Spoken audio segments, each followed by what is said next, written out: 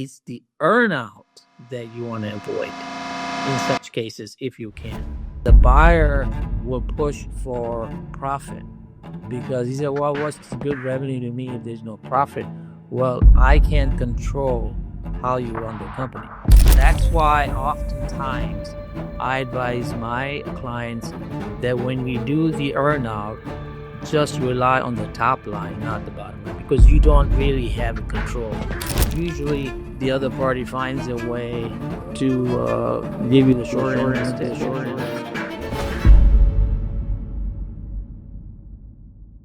Hello, everyone. Welcome to another episode of This Is M&A. My next guest is the Managing Director and CEO of Concord Ventures, a boutique investment banking firm that specializes in sell-side M&A.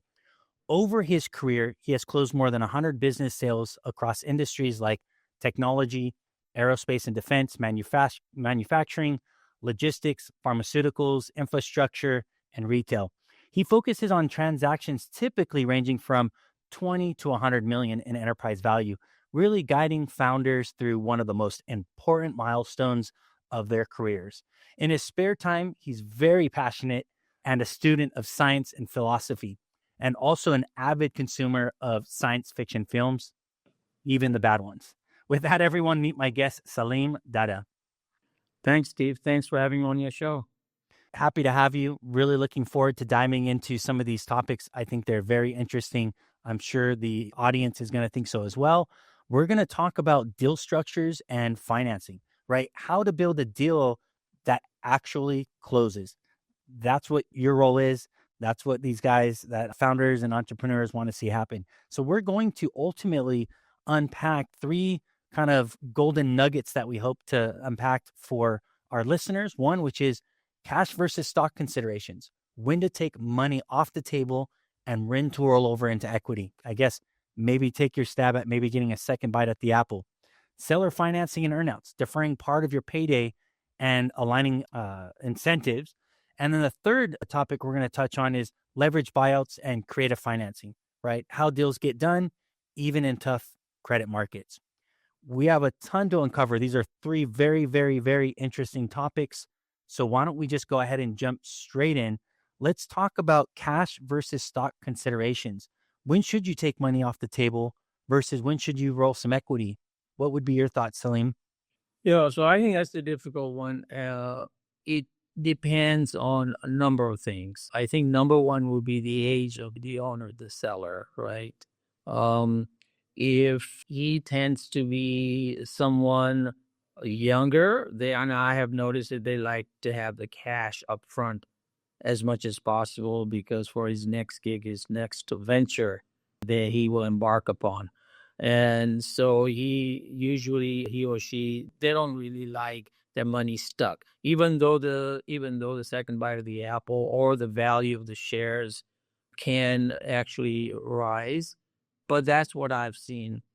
If the person is a little bit on the older side, retirement age, where he does not intend to continue in this or any other business, perhaps some passive investment, then again, depends on how confident he is in the team that is purchasing it, the business that's buying there. Then there is a chance that the person would like to see some of the price or some of the consideration that he gets in shares of the company. The other thing that oftentimes when they are getting the shares, which means it's a recap and where the equity is rolled over, right? It gets a little tricky too, because one of the things they get worried about is the new buyer, whether they're going to have, a very expensive team running the place, high salaries and wages, where the value of the company does not rise in their minds. But in reality is that private equity looks at the EBITDA of the company and they try to grow it. And 5 years down the road, if they are not able to raise the value of the equity in the company, then they don't get anything out of it. And you really have to you really have to make the seller believe that's how it works. So they're in sync with it. And then that isn't an easy job to do. Oh, yeah, that is you have to try it many, many times to get this through their mind that if they don't raise the value of the company, the general partners are not going to make any money. Um, and then once you get that through to them, they're willing to stick it out, particularly if they are going to retire with that proceeds, right? So it works pretty well that way. Are you seeing more of one versus the other, more cash offers versus rolling over equity? Is there anything that's trending at the moment that you're seeing? In this environment, I am not seeing that people are trying to buy companies with less cash. One would think that under the circumstances that the yield is so high that you would try to conserve your cash. But I haven't seen that, though I hear about it every now and then, but I haven't seen that. I think the size of the companies that we sell are such that either they are add-ons or it's a smaller private equity group trying to buy it. And I do sell side, so obviously I put my foot forward because most of my clients are not willing to sell a company for less cash and rely completely on the new team to help them retire. That's not very common. Yeah. Okay. Just out of curiosity, can you share a story where potentially taking stock in the from the buyer ended up being more lucrative than cash? Do you have any of those kind of stories or? Oh, absolutely. I think the one that was most successful was a company we sold back, I think 7, 8 years ago, right before pandemic. And the seller, although not that old, was very skeptical about the equity rollover. And he didn't quite trust the private equity group that was purchasing it. And it took a while. After sometimes he was fine with it, but he made a killing. The second bite of the apple was fantastic. It was a plumbing company here in Seattle area. Nice. What was the tipping point? What was the deal maker versus the deal breaker? What was the deal maker to make that happen? Yeah, it's a very good question. And this is something that a lot of the private equity group will have to learn is to have the seller trust them. The first meeting they had, and after the buyer left the meeting, we had a dinner meeting at the hotel, and he says, I don't like him. I don't trust him. And at that time, we had an offer. We had an offer for a debt, so where he could do a dividend payout for himself with it. And that was sitting on the table, and he said, well, let's try this one out and before I make my decision. So next day he called me and he says, okay, I'm going to take the debt. So I really don't like it. And I had to do quite a bit of work because I knew that particular individual comes across as such that you may not like, but he was very honest and he did what he always said. So I had previous experiences with him. So I asked him to have one more meeting with him, and he did have one more meeting. After that, I asked the buyer to not wait and just give us an LOI. And I told him what he was up against, not the value of them, but what other LOI was there. And the LOI came in. There was a rollover piece, and then that rollover piece had to be reduced a little bit because he didn't want a larger rollover. So we reduced the rollover. And then 2 months into the process, almost like a few weeks prior to closing, they were buddies. Oh, wow. I used to tell people some of my best relationships started off on rocky terms. Even in my early career, I've had customers where it started off on rocky terms, but they ended up being lifelong customers as long as you work through those challenges and you're a good person. And I think I have a theory on this, why that's the case. When it starts off that way, then one or both of them are being honest. If people are not being honest about their feelings for the other person, that's the tough thing to overcome. You know, they will find different reasons why they don't want it, although they will not convey to you, I just don't like these people. Yeah, Salim, what I've found is that some of the best relationships I've had started off on rocky terms. Even with customers and clients, it's when you trust each other, you work through those difficult times. There's something about that that builds a long-term customer in the end. They know you're not going to shy from difficult times. And that's been my experience. Yeah, I completely agree with you. I mean, maybe not 100% of the times, but I'd say 80, 90% of the times, those are the best relationships. What I have noticed is if my client, which is oftentimes the seller, if he is honest to tell me, look, I don't like this guy or I don't like this team. And, I'm sorry to say, but many of the clients will say, well, he looks like somebody, a banker from New York. I don't like him. Those sort of chips, many of them carry on their shoulder. Um, that actually is the best start, be honest to you, because this way you can put their fears to rest and say, hey, this is not how you think, and you can talk to them. The worst ones are the ones that will give you a different reason. That smoke screen, they call it a smoke screen. Yeah, smoke Yeah, screen. smoke A- screen. And that's a hard one to get over. And so I agree with you. If they're being honest and telling you exactly why they have a problem, then there is a hope. You can work through that. Y Well, that you can go into solution mode, and having an advisor as that intermediary, that's the role that you play in that puzzle, is making sure that you help connect those dots so that buyer and seller see eye to eye, or if they don't, know when to kinda cut bait, I guess you could say. Yes, yes. So in this particular case, it worked out pretty well. They became good friends. And in the end, I think my client was very happy that he went down that path with him because the second bite of the apple was fantastic. They worked on 2 or 3 add-ons together.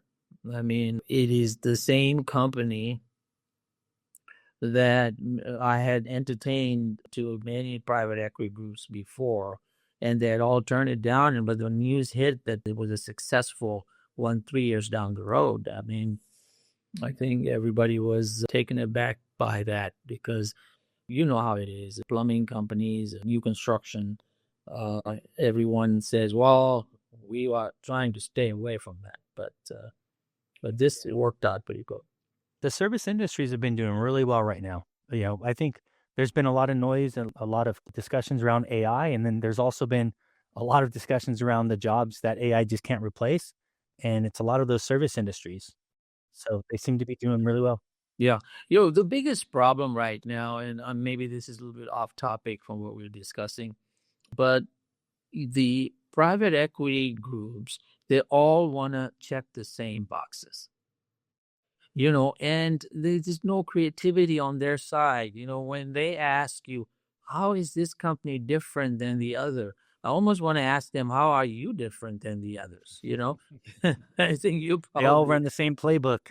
yes. And so if there is no appeal, regardless of what the EBITDA in certain industry, and they all follow the same playbook. And I think I have noticed that people who are willing to look at something different are the ones who actually are more successful because they get a better valuation on that company. Yeah. If everyone is saying that I'm looking for a service, I want recurring revenue rather than just onesie twosie sales that you make, and I want this and I want that, and everybody's checking the same boxes. Then what happens is during the auction, the price, the multiple is higher, and when the multiple is higher, now you have to live with it, and you have to work hard to increase the value of that company, which they do, but it's not the same as you buy something with a lower multiple, right? Yeah. Well, you know what it comes down to, and I'm sure you know this, so I'm preaching probably to the choir, but it comes down to the old saying in tech. Yeah, there's a saying. It's no one ever got shot for implementing Cisco, right? Cisco is the standard. At one point, it was the standard for all things. You go and implement that little unknown vendor, And if they do really well, guess what? You did really well, but there's a risk that that unknown vendor does really poor and you're getting put out the game, you're getting shot, you know? And so it comes down to that. If your productivity is better with that unknown, maybe it syncs well with your industry and it doesn't cost as much as Cisco, then you really won. Very true. So just out of curiosity, what are some of the red flags that tell you a seller just shouldn't take stock under any circumstances? When you say stocks, I think 80-90% of the times, the size in the industry that we work in, is they're taking the stocks of their own company in recapitalization, right? In other words, they're not taking the stocks of the company that's acquiring them. They have a separate entity created for them. Now, in that case, they want to know who will be the CEO, who will run it. And in this case, if the seller remains the CEO, they are usually fine with it. But the red flag is that the company acquiring you, because if it's an add-on, right? If it's an add-on and the company acquiring you is valued at, say, 15 turns of their EBITDA, and the company that they're acquiring is valued at 8 turns of the EBITDA, then the seller has a really big heartburn on that. He says, I am paying way more for your stocks than you are paying for mine, right? And at that time, and I've run into that.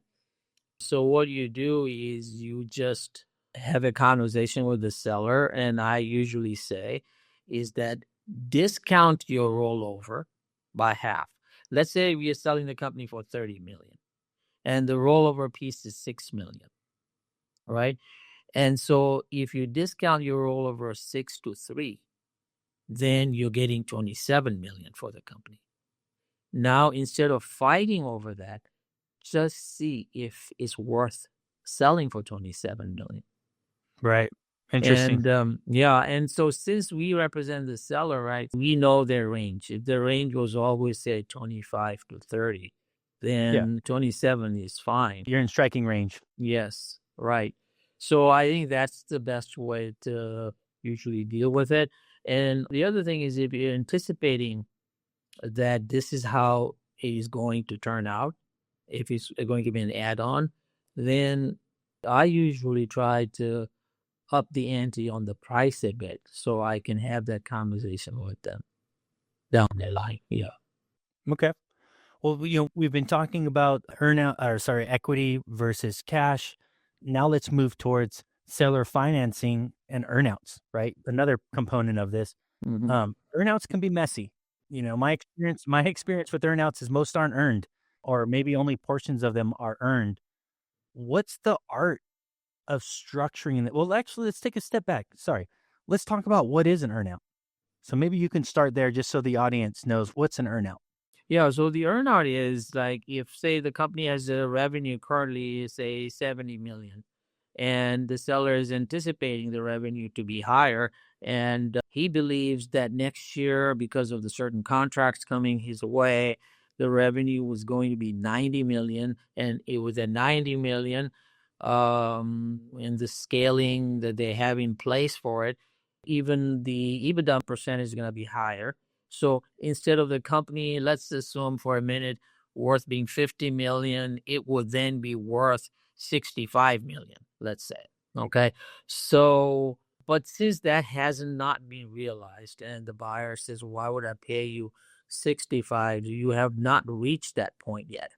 And so the way to get around that is your base price is 50 million and you set up an earnout, say that if it does reach that mark, okay, then we will find a way to pay you that extra 15 million, maybe over a period of 3 years or immediately in one lump sum or however that happens.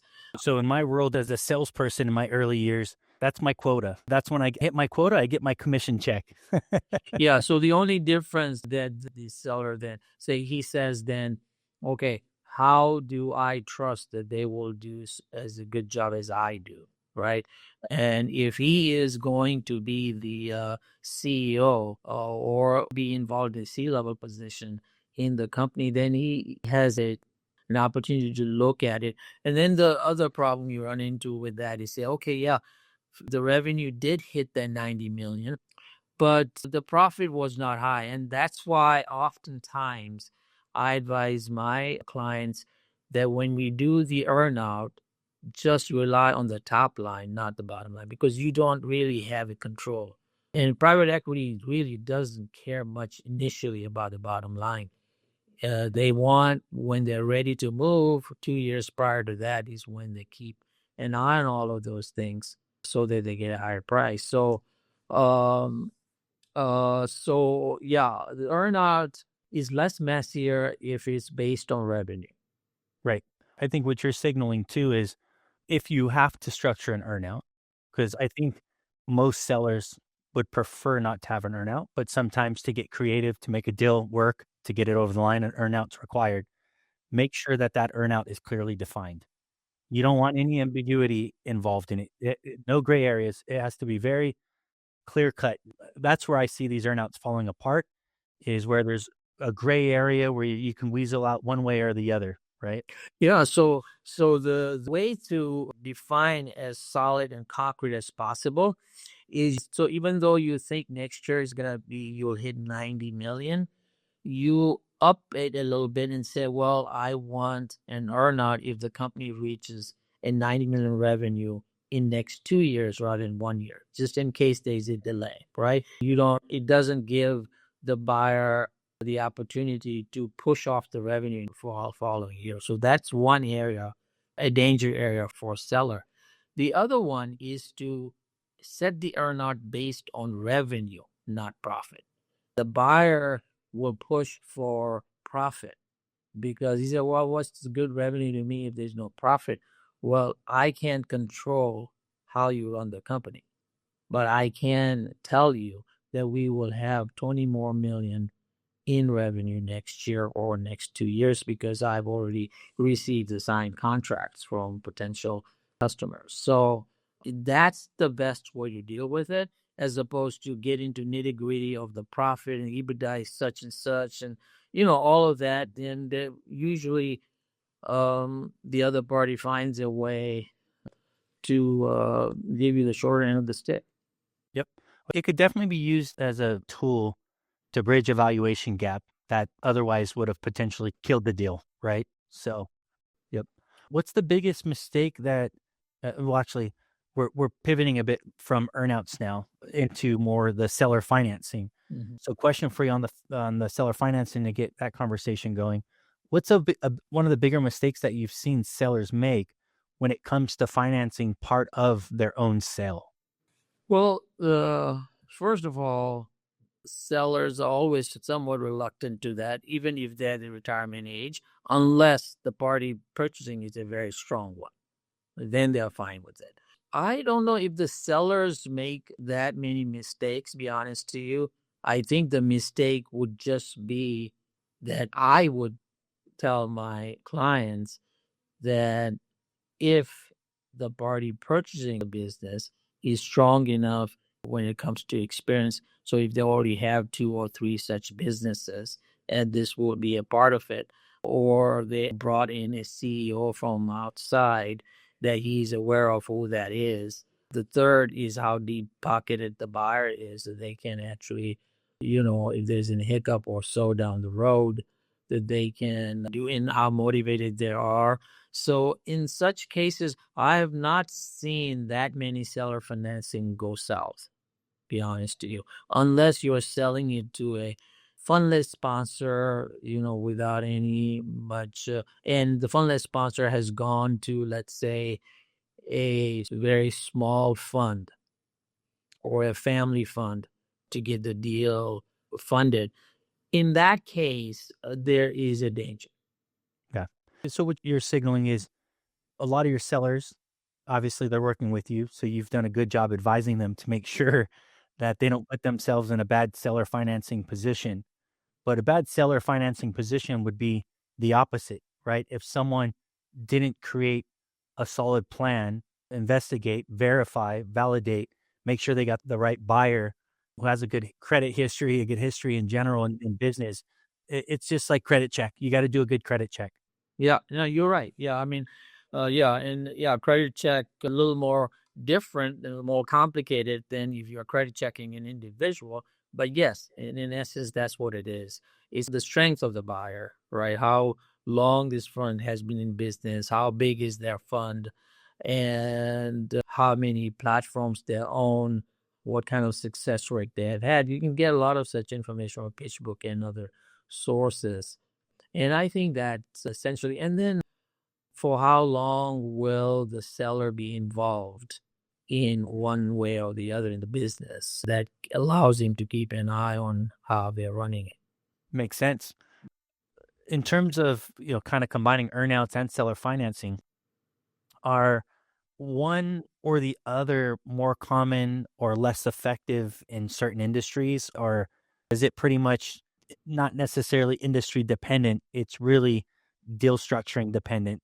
I don't think it's industry dependent. If it's an industry that is sunsetting for whatever reasons, right? Like, for example, if Trump said recently, I don't know if he's going to implement that or not, it's going to cost me $100,000 to get H-1B visa. Well, the people that will get hurt most are the small H-1B visa workers that they have, say, 100 H-1B visas, and workers are going around different parts of the country to do their work and come back. The tech workers, temp workers, and so on and so forth. That's an industry that one would say that is in turmoil right now. We don't know which way it's going to go. If it was one of those industries, and even then, if the buyer is strong, then seller financing is not a problem. Right. One way or the other going to pay him, even if it goes under, right? But it's the earnout that you want to avoid in such cases if you can. And sometimes you cannot avoid earnout because you yourself know that you won't buy it either under these circumstances, right? So you are just hoping that things don't go south. And in that case, you allow that earnout, but always keep an eye on the top line. I think that's probably the wisest thing you can do if you are getting into an earnout. Got it. Understood. So moving on to our last topic, we were going to chat a bit about leveraged buyouts and creative financing. How has the current credit market changed the way buyers are actually financing deals right now? Yeah, so I'm sure you know that since what was it, Frank Dodd law that was passed back, Obama's time, I think it was 2011, if I'm not mistaken. Private equity groups are not going to banks for financing at all. I don't see anybody going to the banks. And so they have these mezz lenders. The rates are higher, which they are usually fine with that. So frankly, even during pandemic, if you had a business that was making profit, I haven't seen anyone have an issue with getting, credit. The problem is if you are selling a company with a small EBITDA, let's say 2 million or sub 2 million as an add-on to somebody, then getting financing for anything sub 2 million has always been difficult. Before, after, now, always, right? So as long as it's not that, the financing is not that bad at all. I haven't run into that. Sometimes people say that. I think the problem is if you are going to go to a bank for financing, then it's almost like a tooth pulling experience right now. Because these banks, why would they do it? They can get 4 or 5% from the yield. They put the money in the government banks and get their short-term interest on that one. So there is plenty of money you can make without lending. Right. A little less Right? riskier. Yeah, less risky. So you lend, you just cherry pick who you're lending it to. And the deposit to lending ratio is pretty low right now for major banks. So that's the main problem right now for really smaller companies. But if your EBITDA is say 3, 4, or 5 million, even if it's going in as an add-on to another platform, I haven't seen anyone struggling with that. For founders that are listening, what should they know about the impact of debt on their company after sale? Or how does it impact a sale in general? Yeah, so that's usually they're always worried about that because they call it a leverage buyout and so on and so forth. If the private equity is buying that company as a platform, then what they will do is they will have a new co. Real quick, when you say as a platform, just some of these listeners are first time founders, CEOs. What do you mean when you say buying it as a platform? Yeah. So platform is when a particular private equity company says, yeah, well, this is a window cleaning business. They clean windows of big skyscrapers in a whole city. So let's say that's the case. And this private equity group does not have any business that does that in their portfolio. But the business is good enough. Let's say it's turning 7-8 million profit every year. So the private equity group will buy that as what they call it platform, completely separate business from all the rest of the businesses they have. Got it. So basically non-complementary to their existing businesses, meaning Exactly. if I was buying a window cleaning business and I'm a PE firm and I'm doing that because I also have another company that sells the chemicals used to clean the windows, right? Those two go hand in hand. Yes. Right. And so if not that, let's say that you already have one that cleans windows and you make $10 million profit, and now you are eyeing a cleaning window in another big city. But that happens to have a smaller EBITDA, let's say only 3 million EBITDA. So you will acquire that not as a platform, but you'll acquire it as an add-on, right? And so that's the difference, platform versus add-on. So if the private equity group is buying that as a platform, what they will do is they will create a new co, and a new co would have the same name, say ABC Window Cleaning, same name, and they will roll over equity and give you stocks of this new company. And it's new company that you're lending the money to. So there is a lot of debt, and this is new company that's gone out to borrow money from, say, other mezz lenders. So it does have a lot of debt there. But I think there are two things to remember. One, if this private equity group is a strong, well-funded, and has been very successful in this business or any businesses, then the risks are less that the company will go belly up. Okay, because they will come and rescue it. And if the mezz lender is well known, they also have a high tolerance rate. If things have changed a little bit, they're willing to hang in there. They're willing to convert their debt into equity and don't let that fail. So, but if it's some kind of a newbie in the business and you can see the structure is really, really very, very high in debt, then there is a risk. But one thing the clients, the sellers have to understand, they are in business of leveraging. Okay. So to them, the cost of leverage does not mean that much because it's all part of EBITDA. So they're not looking to make money and live off of that money to start with.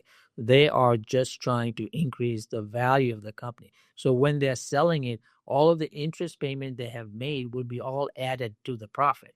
So it doesn't matter to them. So I would say that just look at the strength of the buyer. The strength of the buyer is good, then I wouldn't worry too much about the leverage. And surprisingly, that's what most of my clients, the first thing they notice is high leverage because they've heard these things through grapevine, high leverage, they're going to fail and all that. But oftentimes that relates to individual buyers buying it. Makes sense.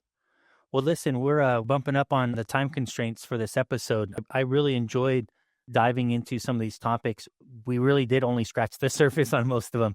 We could definitely go a lot deeper, but I want to make sure we have enough time to kind of get personal with you a bit. That way our listeners get to know you to some extent on a personal level.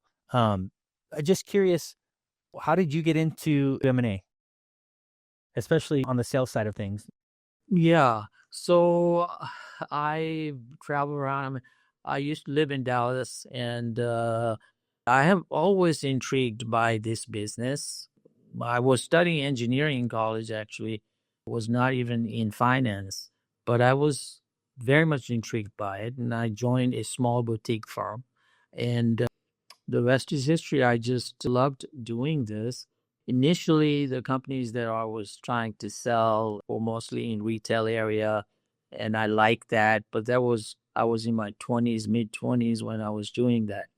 As I got older, in my 30s, I started to focus more on industrial and manufacturing. Were you doing the retail side of it more as kind of a broker at that time, or? The retail side was fun to an extent up until such time. I think the internet sort of pretty much killed it.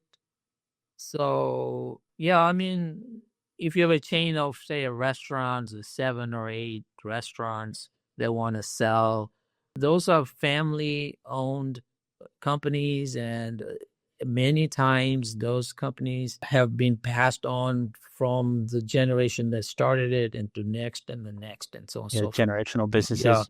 Yeah. And there is what is a term called ego before commerce, right? So there is that you have to work with everybody's ego when you're doing it. And as you get older, you kind of don't have that kind of tolerance as much as you did when you were younger. But because of the fact that we are based in Seattle and Boeing is here, right? Even though they keep on changing the headquarters, they're in New Jersey, wherever. I don't even know where they are now. But most of the work is being done here. So that's one area that I have been very active in is aerospace. Aerospace and aviation is hot. It's a hot space. It stays hot. It doesn't seem like it cooled down. A lot of industries this year cooled down. Aviation is not one of those. It No, stayed it hot. can't be. It can't cool down because commercial airplanes that go to other countries of foreign travel rely only on Boeing and Airbus, right? And they are together making about 12 to 1300 airplanes a year, and the demand is more like 3,000. Yeah, yeah. Supply and demand. Well, Salim, this was great. How do people get in touch with you? Why should they get in touch with you? Well, I would say that there are not that many experienced M&A people in this country as I am. I've done it since a very early age. I may be a little grumpy, but I do a good job. I haven't got the sense of the grumpiness yet, but Yeah. you and our relationship is new, so maybe I'll get a taste of it at some point. Yeah.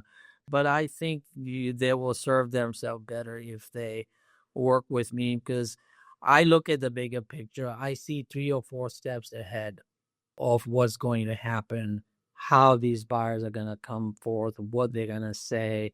And I train my clients in advance how to respond to those. And how should people get a hold of you? Well, the name of our company is Concord Ventures. Website is concordventuresinc.com. I don't think that would be too difficult to find. There's another Concord Ventures in Israel, but that is more into VCs. We are an M&A firm. I'll make sure that we drop all your contact information as well. Thank you very much, Steve. Definitely. Well, I'm sure our listeners are going to love this conversation. I really appreciate you being on the show. I've enjoyed our dialogue so far and our previous conversations. Look forward to keeping that going. At some point, maybe we'll have you back on the podcast so we can actually dive deeper into these 3 topics since we just scratched the surface on them. But yeah, thank you for joining the podcast. Sure. Thank you. Thank you for having me on. Definitely. That's a wrap on another episode of This Is M&A. We're going to see you on the next episode, but until then, stay sharp and stay deal ready. If this episode sharpened your thinking, share it, post your take, follow the show, or drop a quick review and bring it into your next deal. We'll be back with more real talk from people who've been in the room when it counted. The views and opinions expressed on This Is M&A are those of the guests and hosts and do not necessarily reflect the views of any company or organization mentioned. This podcast is for informational purposes only and should not be considered legal, financial, or investment advice. Always consult a qualified professional before making business decisions.